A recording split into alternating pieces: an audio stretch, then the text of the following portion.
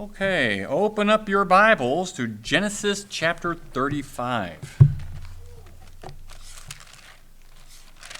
Genesis chapter 35, we're going to work through this chapter and skim over chapter 36 this evening.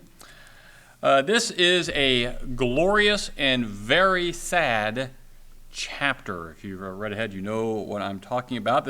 We have here starting off with the consecration of Jacob's family, making them pure. Let's start with verses 1 through 4. Genesis 35, verses 1 through 4. I guess we should get a little bit of a recap. It's been a while since we did this. So Jacob has already left Laban. Remember, he met Esau on the way, and Esau went on down to Seir. Actually, he stayed there for a little while, then goes down to Seir, which will be Edom. Then his sons, or his daughter, was raped by the people over there in Shechem, and his sons committed treachery, killed everyone in the town, and Jacob was sure that they were going to rise up and kill him, and he was upset over that. Now, verse 1 of chapter 35. Then God said to Jacob, "Arise, go to Bethel, and live there, and make an altar there to God, who appeared to you when you fled from your brother Esau." So Jacob said to his household and to all who were with him, "Put away the foreign gods which are among you, and purify yourselves, and change your garments, and let us arise and go up to Bethel, and I will make an altar there to God, who answered me in the day of my distress, and has been with me wherever I have gone." So they gave to Jacob all the foreign gods which they had, and the rings which were in their ears, and Jacob hid them under the oak which was near Shechem. So he consecrates the family and all those who were with them, and he does this a few ways. He wants them to, number one, put away the foreign gods, right? And what's the second thing? Purify yourselves, that's the three things, and then change your garments. Now, who else is with Jacob and his family? All his servants. And all the inhabitants of Shechem that were not killed. So all the men were killed, the women and the children were taken. They are with them also. And so they have all their idols. And he wants them to put them away. And who else has idols that probably needs to be put away? Rachel. We don't know if she ever did or not, or what she did with those, but I don't know if she got rid of them here or not. But he calls for everyone, probably because they have all those foreign gods with them. And also their earrings. Why those, you think? I think that's exactly right. To put away the temptation to create any other foreign god. Somebody is thinking ahead. And so he gets them, and then he wants them to purify themselves and to change their garments. What does it mean to purify? That's to wash themselves like you would to take a bath, and change their garments. Now, why? Why purify themselves and why change their garments?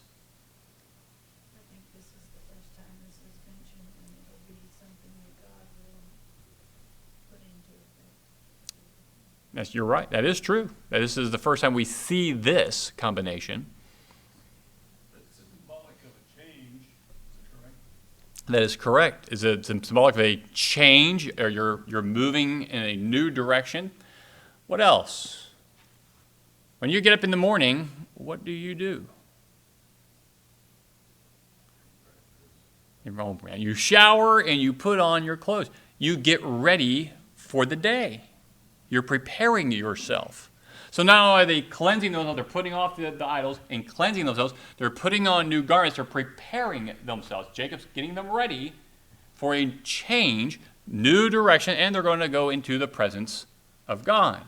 And so they're moving in this new direction. So he wants them to be ready for this change. And he takes all those things, those idols and the earrings, and he places them under that oak near Shechem. Now, verses 5 through 8, we have the traveling up to Bethel. And as they journeyed, verse 5, as they journeyed, there was a great terror upon the cities which were around them, and they did not pursue the sons of Jacob. So Jacob came to Luz, that is Bethel, which is in the land of Canaan, he and all the people who were with him. He built an altar there and called the place El Bethel, because there God had revealed himself to him when he fled from his brother. Now Deborah, Rebekah's nurse, died, and she was buried below Bethel under the oak. It was named Allon Bacuth. Okay, so Jacob was worried that he was going to be pursued by the people surrounding Shechem because of what his sons had done. So they began to make this trek up north, and they had the fear of literally God in them. They had terror about Jacob and his family. So I think God providentially working in behalf of Jacob, doing what he promised he would do, that he would watch over him and take care of him. So they were able to go without worry. You see the word Luz, L-U-Z, mentioned there. That's the old name when Jacob first visited that back in chapter 28. Moses is just letting his writers know, or his readers know where this place is, that it was mentioned before. Previously, he called it Bethel, meaning a house of God, and then now he calls it El Bethel, which means the God of the house of God. So what's that mean? Why would he call it the God of the house of God? Okay, emphasis. Now, when he first was there and God appeared to him, what was his reaction? Remember what he said when he woke up from the vision? Surely God is in this place, and I did not know it. And then he makes that pillar, and he calls it the house of God. I wonder if his mindset was, this is where God is, and when I return, if God brings me back, I will worship him here again. And I think that's why God wanted him to come back here, because he said, he made that promise he would come back and do that. But he learned something since then, that God isn't confined to that area or to that land. God helped him while he was up way north out of the promised land area and was still with him there. And now he's not just a God in one house here. He is the God of that house. He is the God of all things. I think that's what he's hinting at there with that. I could be wrong. Maybe that's a stretch. But that's what I'm seeing in that phrase. You know, why else would he rename it El Bethel? Now, later on, we're going to see he's going to have another pillar in just a little bit, and he's going to call that place Bethel as well, house of God. It's interesting. Huh? God has many houses, apparently. Well, there he just names it because that's the name he gives it. I don't know. It is interesting, though. And then we get there at verse 8. Now Deborah, Rebekah's nurse, died, and she was buried below Bethel under the oak. It was named Allon Bacuth. Who is Deborah? Remember the nurse? Now, when we were first introduced to Deborah way back when, we weren't given her name. It was just the handmaid or her nurse. So why is she with Jacob? And when did she get there? Well, the only guess could be that somewhere along the line, Rebekah died, and she left that place and went and found Jacob and stayed with him. Because she would have been his nurse and watched over him. That was Rebekah's favorite son, and so she went to him and probably helped him with his children and nursed them. So, big loss for Jacob, you think? I think that's a pretty significant loss for him. And so she dies, and she gives mention of it here, and he has to bury her on this trip. Verses 9 to 15. Then God appeared to Jacob again when he came from Padan Aram, and he blessed him. God said to him, "Your name is Jacob. You shall no longer be called Jacob, but Israel shall be your name." Thus he called him Israel. God also said to him, "I am God Almighty. Be fruitful and multiply. A nation and a company of nations shall come from you, and kings shall come forth from you. The land which I gave to Abraham and Isaac I will give to you, and I will give the land to your descendants after you. Then God went up from him in the place where he had spoken with him.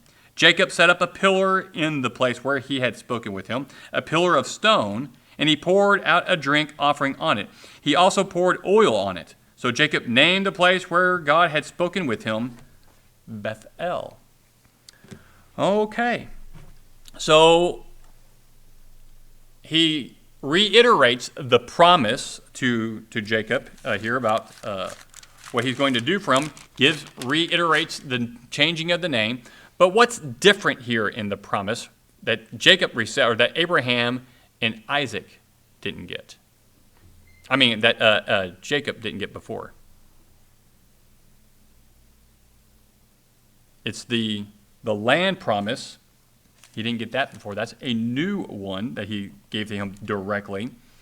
And be fruitful and multiply is a new one. That you haven't seen that except for 2 other times, actually 3 other times in the Old Testament. Okay, God gave it to Adam and Eve. I'm sorry? No, Abraham didn't get it. He was just promised one kid. Where God specifically telling someone, be fruitful and multiply, not God specifically, but you heard the phrase, be fruitful and multiply. God says it twice, and another person says it a third time. So God says it once to Adam and Eve, again to Noah and his family, and then Isaac tells it to Jacob when he sends him to Haran. And then God, we get it here as well.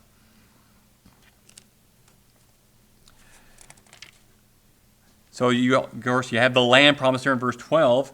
Jacob builds the pillar, pours out another drink offering, and names the place Bethel also. So you have that promise being reiterated to Jacob, or Israel, because he's going to change his name. But it's pretty significant. God's letting him know, reiterating to him, I'm with you, and these are the promises. So verses 16, yeah. Okay. Which is easy. So God says, go up to Bethel. Right. They get to Bethel, and what's her name dies, and he keeps going, and he makes another Bethel. And then he keeps going. Where's the third Bethel? I did have this in my notes. So another interesting thing, I don't think I have it on my map. No, I don't. So where is Padan Aram? You guys remember where that's at? Who lives up there? Yeah. Way north of here. He didn't go there. Why does the text say that's where he went? I've read a lot of different commentaries on that. No one really knows why the text says that here that he went to Padan Aram here in this passage. Where does he say? In verse 9. He doesn't go that far. That we can see, that we know. He goes from Shechem. He comes south all the way down here to Bethel. Oh, sorry, for the camera. All the way down there to Bethel. And in that area, Padan Aram is up north of Shechem, a lot further north than that. So it's kind of strange. Why is it they bring that up? I don't know. I couldn't figure it out or have an answer. And which Bethel is that you're pointing to? Yeah, that's Number 1 or number 2? yeah. Or possibly number 3? It is. We don't know. We really don't know where this Bethel is. We know the general location. That one's going to be north of Jerusalem. It's not the same one that we read about in the New Testament where Lazarus and his sisters are. That one's further north. But we don't know the exact location of that. I'm trying to figure out the snowbank that's covering the sea. Oh, yeah, that's my graphic. Could be that some of these events are out of order here. I thought about that could this whole section belong further or earlier rather than here. That doesn't make sense because he leaves because of what happens at Shechem and what his sons do. Then he leaves and all these things occur. It seems out of place that you would move the story here and make it sound like it's part of this trip from Shechem. It'd be confusing. So I was going to honestly gloss over it, but Jim had a question. We don't know. It's just I couldn't find any good answer to that. And it's a difficult one. I was going to see if anyone brought up Padan Aram and ask about that, but he asked about Bethel. But it's still the same issue of where are these places. There's other towns nearby that they wouldn't have named it that. That's just something that Jacob named it at those particular areas. Maybe they didn't stick. We don't know. But we do know is that he's on his way. Deborah dies. He receives the promise again. Added on to that, he gets directly the land promise as well as be fruitful and multiply. Of course, that's not for him specifically, but for his sons after him. And then from there, verses 16, they journeyed from Bethel, and when there was still some distance to go to Ephrath, that's Bethlehem, Rachel began to give birth, and she suffered severe labor. When she was in severe labor, the midwife said to her, "Do not fear, for now you have another son."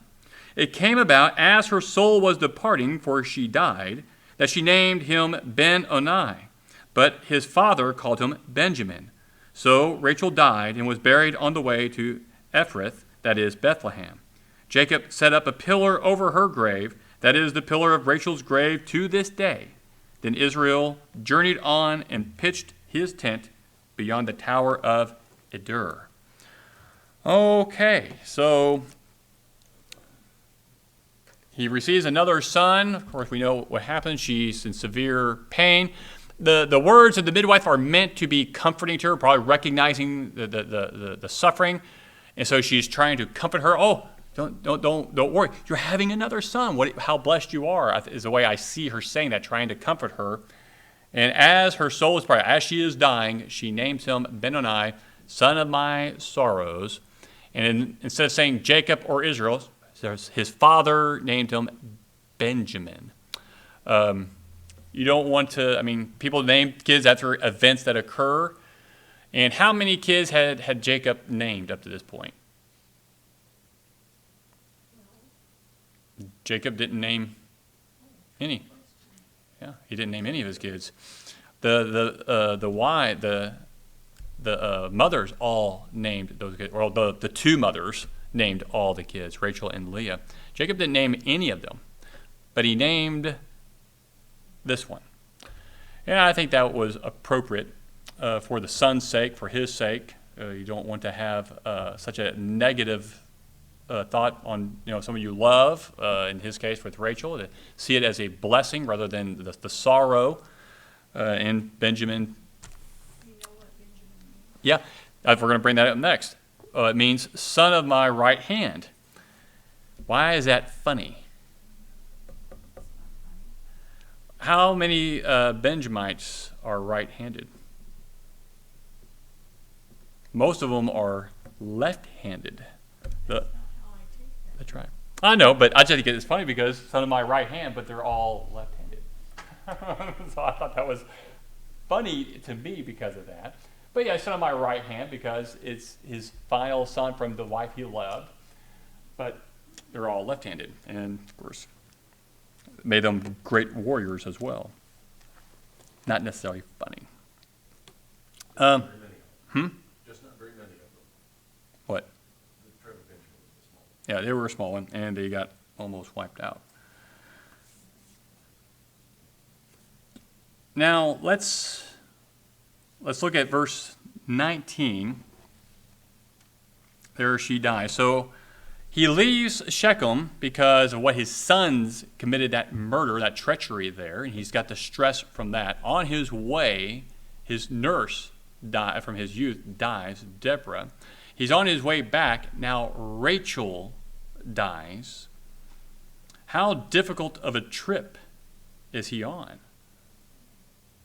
And it's not over. It's going to more difficulties await him. Do we have an age on Rachel at this point? No, I thought about trying to figure that out, but I just didn't have the time to determine that. I thought maybe from Deborah we could figure something out, but I didn't have an age on her. But I don't know. Another sad irony about this is that Rachel did declare once that she would die if she were not able to bear children. And the last child she bared, she died. Bored, yep. And so you have the burial. Interesting that the pillar could still be seen to that day. As Moses is writing this out, hundreds of years have passed. Pillar is still there and can be seen. And then in verse 21, you have the Tower of Eder. Eder means the Tower of the Flock or Tower of Eder. I did a search on the Hebrew word there, and it came up in Micah as a hill across from Zion, from Jerusalem. And we don't know much about that, but what that word could or might mean. And that's all I could determine from that, unless anybody else has some note written in their Bible or a footnote that gets sheds the light on it. Same thing. Just a tower or flock? Okay, so. It's mentioned in Okay, that's the hill. Yeah, that's all I've got on it, and I couldn't determine anything else. Then you come to verse 22, kind of out of nowhere. It came about while Israel was dwelling in that land that Reuben went and lay with Bilhah, his father's concubine, and Israel heard of it. Now, in the past, I've always read that and thought, oh, that's just terrible. Why would he do that? But I never gave much thought to it until a couple of days ago. Why? Why would Reuben do this? He's telling everyone he's the number one son. Huh? He's telling everyone he is the number one son. I think that does play, could be one of the possibilities. I've got three. One, lust, which is what I've used to always think, but I don't think that's it. I don't think it's lust. I think it's one of these two possibilities. Maybe you can help me or consider these with me. So I think, because whose midwife is she? That's just Rachel's. It could be that he is forcing his father to choose his mother over Rachel's midwife to be like the main wife, the one that he loves most. He wants him to go to his mother Leah instead, because he's not going to lay with her now after what he just did. He defiled her in his eyes. That is a possibility. Another possibility, and a lot of people I've read think this is more likely in that day, and we see this also throughout the Old Testament, when a person wanted to usurp a king, they would find their wife and lay with them, and usurping the king. And a lot of commentators think that that's what Reuben was wanting to do, was to usurp Jacob as head of the house in this sense. That is also a possibility. That does have some problems with it in that we read that here, that he did it. Jacob doesn't do anything, and Reuben doesn't act on that anymore after this. So I don't know if that's true or not, but that and number two that I just mentioned earlier, I think are the best possibilities. I don't think it was just one day he woke up and had lust at her. I think he was doing something to try to force or do something to Jacob at that time. This is a messed up family. Yeah, well, he's got four wives, so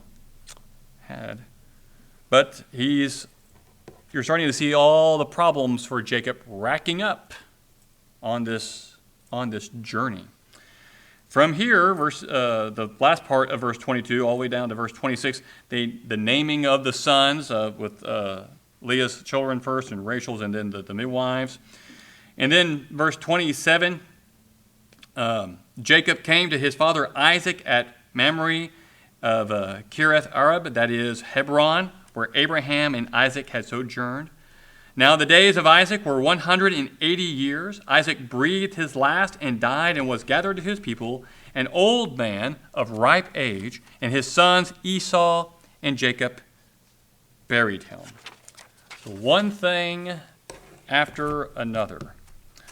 So in this chapter, we read about how Jacob needed, I think, a reminder from God to get serious about his obedience. Go and do what he promised to do up north there, or down south, I should say, up at Bethel, because you were going uphill from Shechem, and do what he promised to do by worshiping God. Sent him off to do that. The washing yourself and putting on the new clothes, going before God and having that new beginning like we were talking about. And Jacob knew he needed to obey God despite all the hardships that he did not that came about on him. He didn't shy away from his duty. He went on this trip that God wanted him to go on. He did everything he was supposed to do. And look at all the problems he ran into on this one trip, all put in this one chapter. I don't think this happened over the course of 1 or 2 weeks, because he dwelled in some of those places. This was over a period of time. But I think Moses put it here for us in this way to give us this idea that he's off to obey God, and on the journey of obeying God, look at all the tribulation and hardships he's having to overcome. It's almost like a snapshot of our Christian life. We're striving to obey God, and in the midst of doing this, we're going to come across a lot of things that are going to distract us, that are going to get us down, that make us want to call it quits and give up. He lost his favorite wife. He lost one of his oldest son, his firstborn. Either usurped him or doing things to defy him in different ways. And he lost the nurse of his youth that probably raised him. And then his father dies. And all the problems that his children caused him in Shechem. All these things. Imagine if that was you. How would you react to all these problems? I don't have time to go over here to Bethel and do this one simple thing of worshiping God. He won't mind if I wait for a little while and deal with these other problems first. Let me first go and bury my wife, Rachel, in my homeland where I want her to be buried. Let me deal with my children. Let me deal with the people of Shechem. Let me deal with my father. He doesn't put off anything, and he puts God first. And his reaction to his son. When does he react to Reuben for what he did? When he dies. Took away the birth. And that's, again, repeated over in the Chronicles as well, why he lost that. And all these things. And Jesus tells us, one of my favorite passages there in Matthew, and lo, I am with you always, even to the end of the age. Signifying that he's going to be with the disciples. He's going to be with you and me. Even through all the difficulties we have in life, he will always be there for us. But we just have to keep on keeping on. Jacob does. I used to think a little poorly of Jacob, thinking he wasn't so strong of faith. And he went a long way. But I see him grow. I see a lot of growth in him. I think he comes a long way. And he has a lot of patience. And he is a man of great peace, striving for that peace and all that he's gone through, and yet remains faithful to the Lord. The good man of faith, he did. He did. Yeah.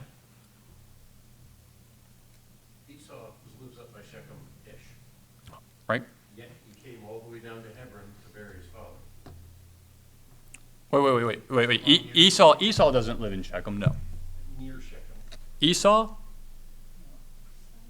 No, he's in Seir. He's just south, down in here. Okay. Yeah, I should. If I put up the bigger map, he's down in. You know where Edom is, right? It's the southern part. And so he's already moved down there. We'll find that out later on. When he left his brother, I didn't realize he went that far away. Yeah, he went to Seir. Actually, it's the text earlier, a couple of chapters ago, says that he left for Seir. He actually stays in the land just off from Bethel, just off to this way. But their properties was so massive, we'll learn this later on, that he moves everything down to Seir.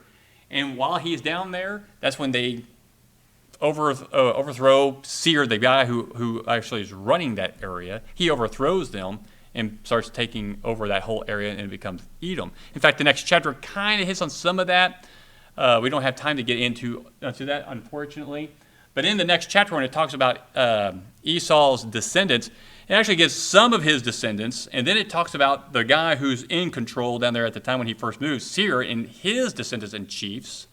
And then it gets into Esau's descendants and chiefs and kings as well. He overthrows most of them and then intermarries with the residents down there, and that's where Amalek and others sprout from that line as well, and other issues that the Israelites will eventually come in contact with until God wipes out the Edomites when they get taken into captivity, because they kill the Israelites when they're fleeing from the Assyrians. They're crossing over the river toward them, and they just kill them as they come across the river. And so God brings his wrath upon them. But the word chief, you reread that a lot in chapter 36. It means a leader over 1,000.